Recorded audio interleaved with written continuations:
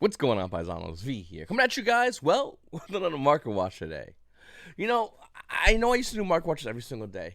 And for some, they wish they could come back to that. And a part of me wants to do that as well, but I'm a really busy guy, and I unfortunately don't have time to do market watches all the time. That doesn't necessarily mean I don't watch the market all the time. It's really easy to. And easy to predict where the market wants to go. I mean, being in this game for a while, you yourself can more than likely see where cards are going to go up and down. You've probably done it many times already without even noticing.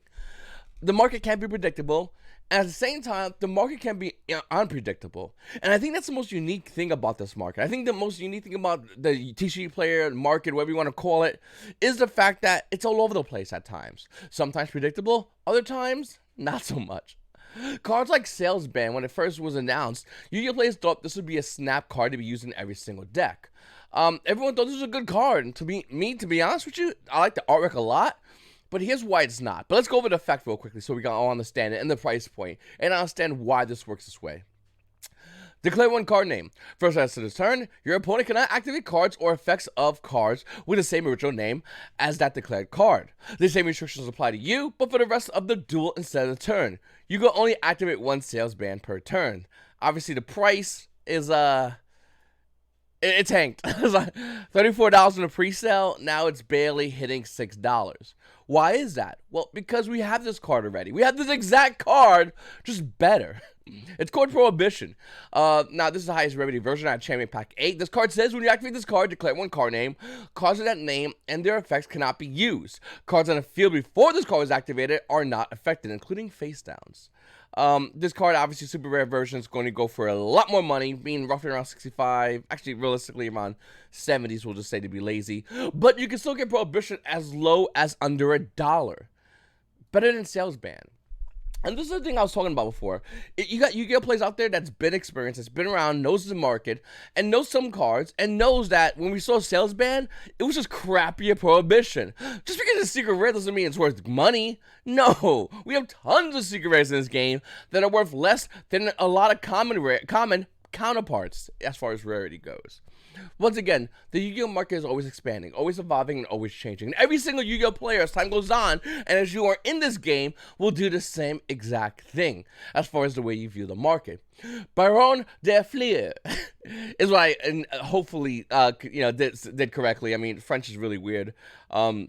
The lowest price is $82, and the current price of this card right now is $110. By the way, after that playset sells, it goes to $120 to $125. Why is this card going so much money? Well, because everyone's abusing Needle Fiber and going into Baron. And Baron is still insanely good. Don't get me wrong, Griffin is a broken card, especially when you realize the fact that it can easily be used in the Adventure package or Brave package, but Baron is there, and it doesn't go anywhere. It just hits board and says, I'm gonna negate.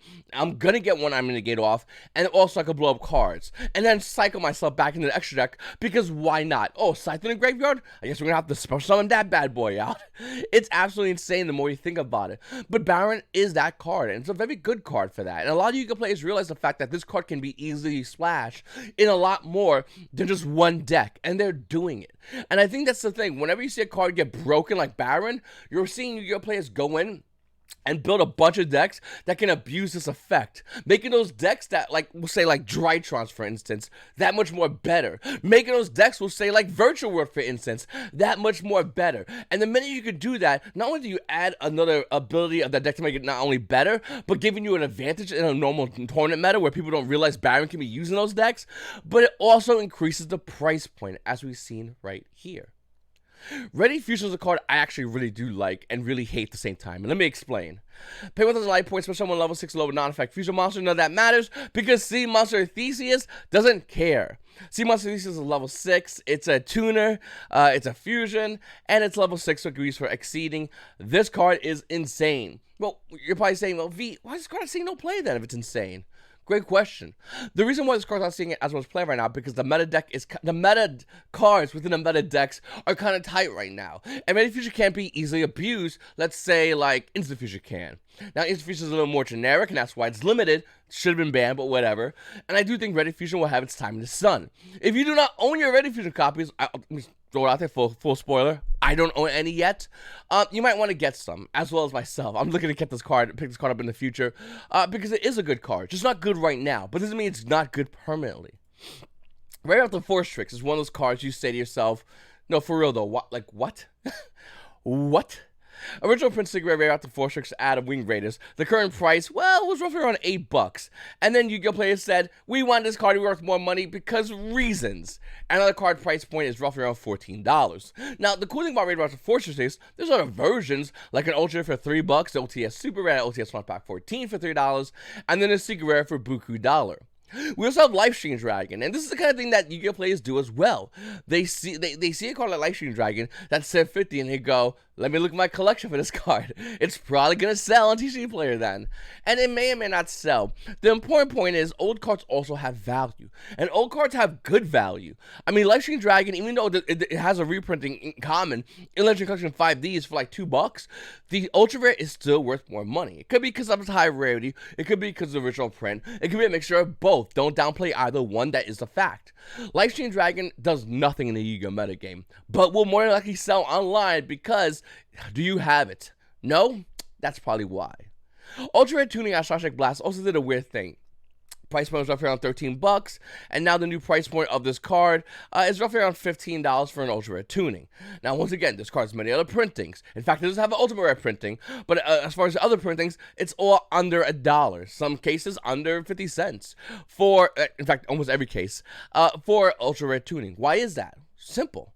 Ultra Rare Tuning, despite the fact that it's seeing almost no play, is still really good in Time Wizard format. Yu-Gi-Oh! Players are going to want to ideally get the highest rarity, and when they can't get the highest rarity, they still go for the second best rarity. And this is something really important to note. I want to really put a pin on this because it's so important, and I feel like a lot of Yu-Gi-Oh! Players, when I talk about the market with them, just completely miss that. They say to themselves, there has to be one winner, and every other card in the value in the market has to be trash of the same card. Meaning, let's say we have Fantastical Dragon Phantasme. It has a bunch of other rarities, not including gold. Gold's disgusting. Don't worry about that. It's garbage. Once you have the mentality, we can move forward. Add to the gold count, please. Okay, with that said, the other rarity versions can't go up in value if, and here's how the criteria is met, if the original print version has insanely high value. We have an Ultimate Rare Tuning, but Ultimate Rare Tuning is worth so much money, people are instead going in and buying the Ultra Rare out of Starstrike Blast. Great set, by the way. Once this dries up and it's already at 18 listings, people are going to start moving over it. I wouldn't be surprised if we saw something, either it's the Super Rare at Shadow Specters or the Maximum Gold Rare. Now, I think Super Rare is going to sell out first before the Maximum Gold, and the reason why is because it already is doing it. Once again, 18 listings Ultra Rare, 104 listings of Super Rare. I think Super Rare might go next, so keep an eye on that. All right. Let's talk about exceptions to the rule as far as insanity. Dark Magician is a card that Konami just loves throwing in, and I'm convinced at this point, they just love messing with us. That and they love feeding collectors. Collectors in this game, and there's different variations of collectors, and I'll probably break it down in another video for anyone that's a bit confused about that. But collectors in this game are just straight up collectors that don't play Yu-Gi-Oh! Love Dark Magician. They love Blue-Eyed Dragon, and they don't care about anything else unless it's from the show. Anything from the show is what they want to buy. They don't care about if it's used, not used, ultra rare, secret rare, common. It means nothing to them. They want in. Konami has realized this and has taken advantage of this situation. Smart by them, by the way. And they made Dark Magician an ultra rare in Battle of Chaos. Why ultra rare instead of Starlight Rare? Great question. Konami doesn't know. I actually have zero idea. I don't know. I'll be honest with you. Looking at Dark Magician out of Battle of Chaos, this card right here has pretty much tanked in value. I mean, really tanked in value. The price point of this card right now is roughly around $145 to $150 for Dark Magician, which would be a lot of money when you realize the fact that this card's value used to be a lot more. I believe in pre-release it was around 500, something goofy like that. But now the value of this card has tanked heavily. And you know what? Good. I mean, don't get me wrong. I think this is a great card, but if you said, hey V, what Dark Magician would you buy? This would probably be one of the last ones I would buy. It looks nice, I like the card, artwork, but it's nowhere near as good as the DT Preview one. The DT Preview Dark Magicians are so hard to get, very sought after for any kind of collector who ideally wants to get the hardest version of Dark Magician. Then again, this is not even the number one I would buy. This is my number two. This is my side, my Guma of Dark Magicians. The number one Dark Magician is obviously going to be the DDS, Dark Duel Stories, Dark Magician promo card.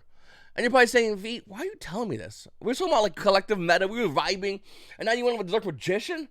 What are you doing, man? Well, if you don't think this is going to happen to your collective meta cards, you're out of your mind. This is going to hit all of us, eventually. Just like Dark Magician and how it has multiple rarities, multiple evaluations, and crazy value, this will one day hit us here in TCG. Realize, the amount of cards that came out years ago are only a set number. The amount of Yu-Gi-Oh players is growing. Like, we can't deny this. I'm not sure if anyone's going to come out and go, I'll argue with you on that. I think we're losing Yu-Gi-Oh players day in, day out, and no, we're growing. This game is massive. That's why TCG Player took this game. They said Magic, Yu-Gi-Oh, and Pokemon. They didn't do that by mixed order. They could have went Magic, Flesh and Blood, Dragon Ball Super. But they know, TCG Player knows, that as far as value-wise, it's Magic first, then Yu-Gi-Oh. Magic's dying out, but that's a whole different thing. I'll talk about it in another previous video. But Magic's going down, Yu-Gi-Oh ideally, and then Pokemon. But going back to these cards, why would I talk about this then? Because I noticed and seen throughout the years the crazy high price points of old original print, first edition ideally, hard to get Yu-Gi-Oh cards. And that continues to this day. Allure of Darkness. Allure of Darkness out of Phantom Darkness, unlimited right now, it's roughly around $59. But if you want to go ahead and grab a first edition version of Allure of Darkness, no big deal. It's going to run you, besides the foreign language ones that are really hard to resell, it'll run you around $200 for Allure of Darkness. $200, and that's insane. Can the charts even show it? There you go. That's insane. But is it really? It came out of Phantom of Darkness. Some Yu-Gi-Oh players playing today weren't even born, or maybe they were born, but they're crapping their diapers when Allure of Darkness First Edition Ultimate Rare was available in packs you could get at your local OTS store. Why? Because it's old, it's hard to get, and it's a great card. And I think as time goes on, Yu-Gi-Oh players are going to realize a lot of these older, hard to get cards are the cards that have the most value. Ideally. There are always exceptions to the rule as far as the Yu-Gi-Oh TCG player market. Ancient City Rainbow Ruins has no play. Let's be honest. Even though I love Crystal Beast, Yu-Gi-Oh GX, Jesse Anderson, one of the best characters. Yeah, great deck. Even though it's really bad in real TCG play meta, if you were lived in an anime, it'd be the best. This card is old, and it doesn't see any play. I don't think it saw play when it first debuted. But Ancient City Rainbow Ruins Ultimate Rare out of Force of the Breakers, looking at it right now for a lightly played versus we'll look at, and we'll throw a name into there, is $50 for a card that sees zero play. And you bet this card sells. You want a first edition version, no big deal. It's roughly around $85 to $90 for Ancient City Rainbow Ruins. And you say to yourself, well, obviously it's because it's old. Yeah, but this card sells. That's the point. It sells just as much as a new current set. This card sells, and people get money for it. And we have Starlight Rares. Once again, I always say there's an exception to the rule. And this is it. This is one of the exceptions. Konami has so many old cards and old rarities like Ultimate Rare Allure of Darkness, Ultimate Rare this and that, and Ghost Rares. They had to remake some of these cards, add it with new cards and a new rarity called Starlight Rare in order to show you, hey, there's still value in the new sets. Even though there still is, this adds a new high-level value. Besides the new cards and the new sets, as far as secret rares, what else is the highest value? OTS Ultimate Rares that you can only obtain during the OTS stores, hopefully, and get some. Other than that, this is the new high value card. And I believe when Konami made Starlight Rares, they realized the fact that you can play its highest value was older cards. So they created this rarity, which is a valuable rarity. Mark my words, Starlight Rares will be worth insane value and will increase in value faster than Ghost Rares did. At one time in Yu-Gi-Oh, a Ghost Rare Stardust Dragon First Edition was $75. Seriously. Looking at Starlight Rares like Ivy Masquerena, Appaloosa, I do believe these cards will hit some insane numbers. Stardust Dragons, Black Rose Dragon, Prosperity, Typical Tactics Talents. These are worth a crazy amount of money. That's why they're highly sought after. These are the peak rarity versions in the game. It breaks my heart to say that because I'm an Ultimate Rare fanboy, but Starlight Rares are a peak rarity. You can say whatever you want to say. This is it right here. And when you look at a Starlight Rare card, you got to realize the fact that these cards are only expensive today. As time goes on, I do believe, like we saw with Ghost Rares, we saw with old Ultimate Rares, they will increase in value. And looking at these, I do think these are the cards you're going to want to get right now that will have the crazy high rarity value in the future. The Ultimate First Edition Allure of Darkness is a joke compared to what we're going to see with Starlight Rares. So this is why I personally always try to grab as many as possible. In fact, these to me are the best things to get in the game. Yes, Konami will have a new rarity eventually in the future. That would be the new max rarity. I get that. But Starlight Rares will still have value. Just like Ghost Rares are hard to get and will have value. The harder it is to get, the more I want it more than you. Looking at these Starlight Rares, I mean, look at the listings. 9, 9, 5, 15, 20, 13, 10, 15. These are relatively new cards, and they have not many big listings. Why? Because they're hard to get. You want value? Here's your value. Now, you're probably saying, V, I don't got like $1,300 to put in Appaloosa to invest in. No, okay, fair enough. You had me there. But what about Ultimate Rare cards? Going to your locals, paying $5 can get you an Ultimate Rare card, which also has good value. Ultimate Rare cards that, like, Fusion Destiny at an OTS 1 pack 18 is $115. Yes, it went down from its crazy high pre-sale price, but still good value. You players are going to want this card. Cards like Divine Zeus, good value, $97, $97 to $100. Once again, Zeus and Ecclesia are still good value, even though we do have Starlight Rare versions of both of them. You can see over here on the right, there's Ecclesia right up here, and there's Joe Zeus over here. They have crazy high value, but the Ultimate Rares are high value. Like I pointed out earlier in this video, the minute someone hits a high value and a crazy peak price, the Yu-Gi-Oh player base as a whole, almost as a collective, goes, yeah, no, I'll just buy the one underneath that, and the one underneath that will still have good value, and more than likely will increase in value as time goes on. Some don't, though. Nibiru the Prohibition Bring is not seeing as much play. Even though I think it's a great card, I think it's a great Ultimate Rare, and I do think that this card seeing play meta decks right today, it will be the difference between winning and losing. Yes, I know we have the Brave package, and we'll talk about that in another video, but Nibiru is still a really good card, and the price has tanked. Nibiru more likely had a price point roughly around $200. Looking at it right now, it's roughly around $164 for Nibiru the Primal Being. I'm telling you right now, this is still a good card. I don't care what anyone says. And let me know what you think in the comments down below. Do you like Nibiru? And listen, we have other cards like Bahima Shark that are kind of all over the place. Bahima Shark doesn't have a finality, in my opinion, a finality version of a Secret Rare. It has Secret Rare, and it has OTS 13, and it has Bahima Shark Gold Rare if you want to play that ugly looking thing and get made fun of at your locals. And they will make fun of you. Add to the I hate gold counters. Add another one for the video.